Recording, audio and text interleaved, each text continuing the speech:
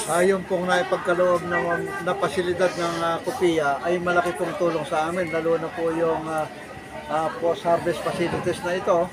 Nasa po namin, meron po kami diyang magiging opisina at magiging pong imbakan ng aming mga kagamitan.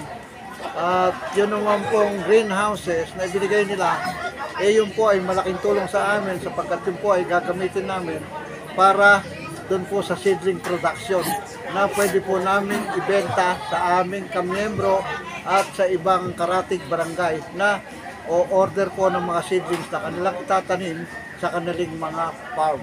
Yung pong mga seedlings na itatanim na yun ay meron po kaming siling haba, talong, kamatis, at yun po kasi ang mga in-demand na mga gulay na itinatanim ng farmers dito sa amin. At saka po yung siling tingala, yung maanghang, yun po. At sa panahon po ng kanilang pag-order ay isang malaking tulong po sa amin sapagkat doon po kami ay magkakaroon ng kita ng bawat magsasaka.